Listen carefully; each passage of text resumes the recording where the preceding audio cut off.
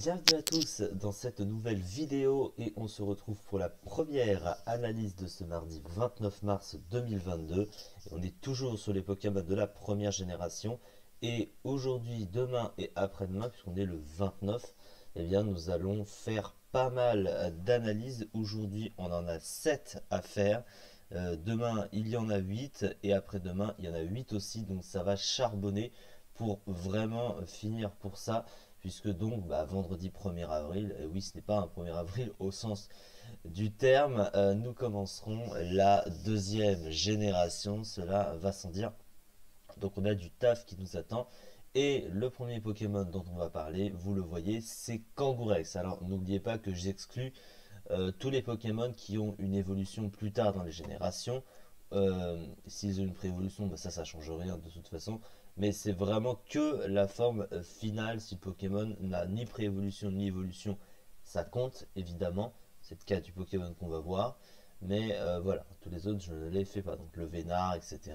Sac de nœuds, voilà. C'est des Pokémon comme ça que je ne ferai pas en vidéo. Alors que j'ai peut-être pu les faire avant parce que je veux vraiment faire des trucs complets finalement. Et finalement, quand tu parles d'une préévolution, c'est plus limité, c'est un plus petit Pokémon en fait globalement qui a de moins bonnes stats et qui n'est pas forcément toujours très adapté dans le même metagame que des Pokémon complètement évolués, à part quelques rares, donc forcément c'est pas la même chose. Alors le premier Pokémon, du coup je le disais, c'est Kangourex.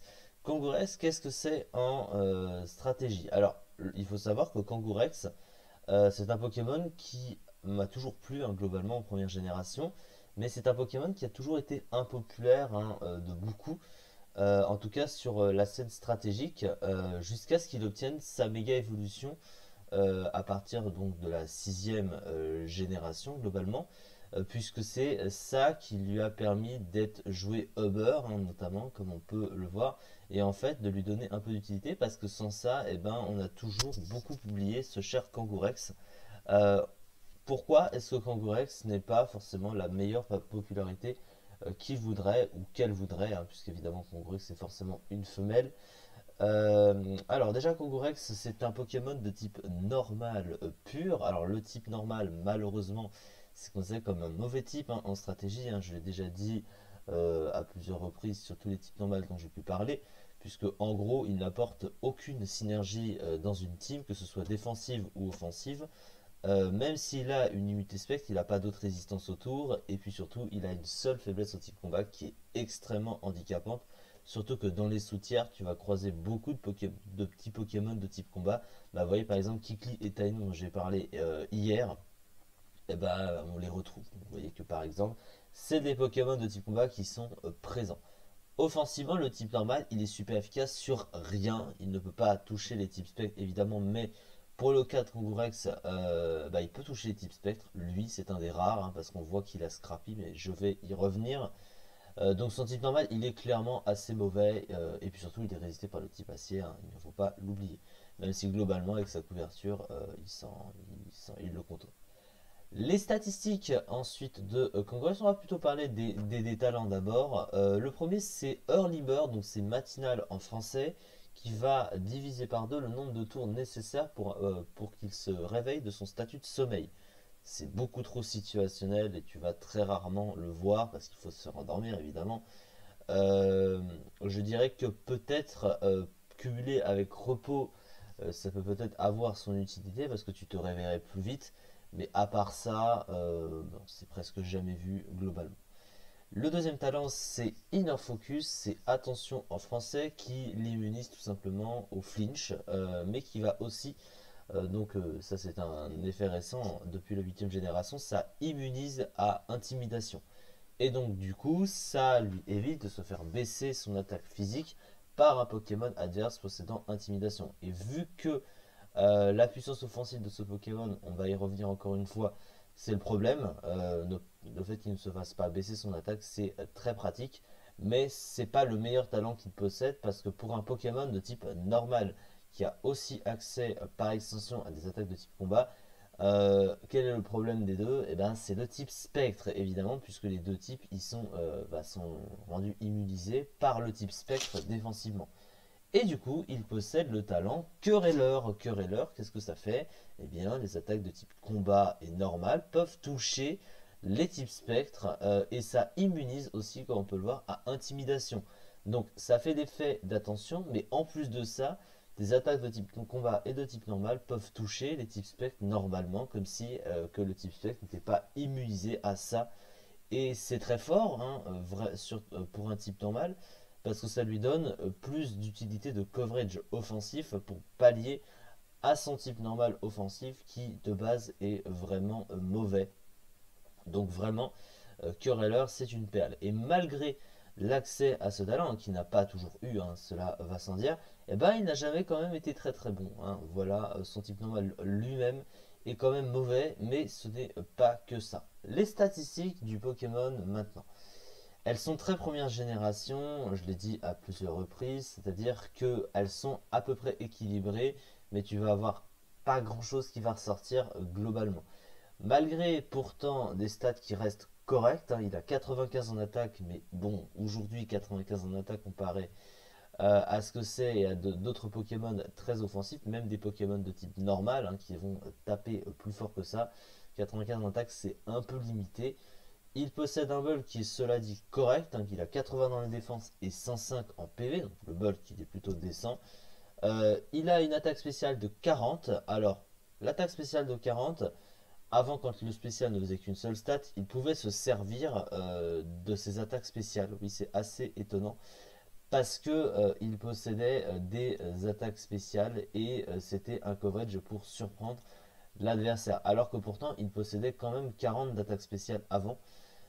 Mais voilà, le problème c'est que bah, il a un petit move pool spécial, mais il ne peut pas s'en servir. Du coup, ouais, il a des trucs déflagration, laser glace, etc. Un peu comme Tauros, mais c'est une partie de son move pool dont il ne peut pas se servir, donc ça lui manque en versatilité. Ensuite, sa vitesse de 90, pour un Pokémon offensif, aujourd'hui, c'est pas incroyable. Comparé à beaucoup d'autres, bah, j'ai parlé de Tauros, déjà qui est de la même génération. Il a le type normal également. Il tape plus fort, il est plus rapide que Kangouret. Donc déjà, c'est un point.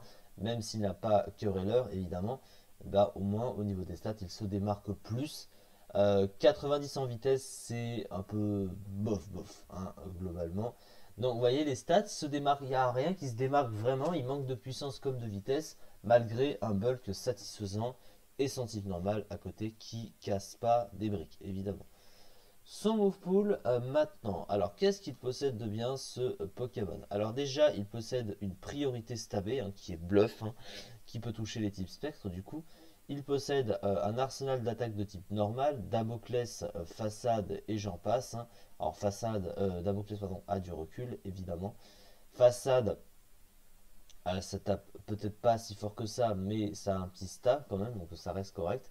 Il possède des attaques de coverage, Drain Punch qui lui permet de passer aussi les types spectres et de récupérer des points de vie dessus s'il tape avec, ça lui fait un très bon coverage pour passer sa type acier. Et par extension, il possède aussi point de feu et séisme, donc il a un coverage offensif qui est très bon. Il possède les autres points élémentaires, un point glace, point éclair. Le gros souci de ce Pokémon, c'est que à part des options offensives, il ne possède pratiquement aucune capacité de placement. Une des rares qu'il va posséder, ça va être Vœu, par exemple, voilà, pourquoi pas. Toxique, ça beaucoup de Pokémon le possèdent, mais à côté, au niveau du setup notamment, il ne possède que Malédiction, mais il ne va pas se servir d'une Malédiction qui lui baisse sa vitesse, sachant que c'est un peu son problème. Il a déjà pas très rapide de base, si en plus tu lui baisses sa vitesse alors qu'il est il est vraiment placé sur l'offensive. Et en plus, il ne possède rien. Il ne possède pas Gonflette, pas d'un slam, rien pour se booster. Ce qui fait que ça en fait facilement une niche à setup parce qu'il ne peut faire que taper quasiment et pas toujours avec de si gros dégâts que ça.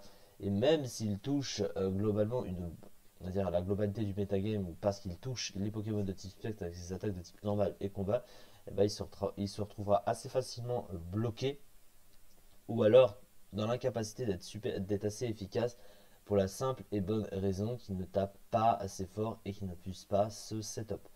Autre problème que possède le Pokémon, il est assez sensible aux problèmes de statut, la brûlure notamment, parce que bah, si jamais il se fait brûler, il se fait diviser son potentiel offensif par deux, et il est déjà pas extraordinaire, alors imaginez avec ça.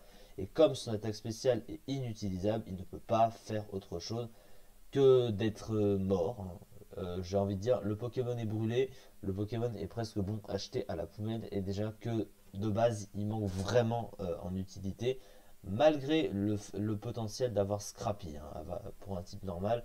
Mais bref, il est trop moyen sur beaucoup de points, alors qu'il aurait mérité à être beaucoup plus stylé et beaucoup plus représenté en stratégie, même s'il est de type normal, hein, parce que des Pokémon de type normal, globalement le type normal a toujours été très bas dans les tiers, hein, à part le Vénard machin, ça compte pas vraiment, globalement c'est même pas des Pokémon offensifs, ou le Arceus du Uber, mais ça on n'en parle pas évidemment. Les types normales n'ont jamais été très bien classés, et le problème c'est que lui a du mal à vraiment se démarquer. La fiche stratégique de ce Pokémon, des statistiques équilibrées dans l'ensemble, un move pool intéressant avec notamment un énorme stab ainsi que deux priorités utiles. Le talent querelleur dans cette offensive permet de toucher tout le metagame avec l'aide de sa couverture offensive, mais faible au type combat bien présent en PU et un manque de puissance globale qui peut être handicapant, particulièrement sensible au statut. Le Pokémon à l'heure actuelle se classe à la 28e place du ZU, le pire tiers stratégique du jeu, 8,15%. Bon, c'est le pire tiers stratégique du jeu, il y a de toute façon des Pokémon assez mauvais. Et finalement, il n'est pas si bad que ça dans ce tiers, mais bon, voilà, hein, il a vraiment beaucoup de soucis, malgré le petit potentiel qu'il peut avoir. Et je trouve que c'est assez dommage, parce que j'aime bien avec ça. Voilà, c'est un peu ça. En tout cas, on va pouvoir s'arrêter là pour cette première analyse du jour, et il nous en reste 6 à faire pour aujourd'hui. Merci beaucoup.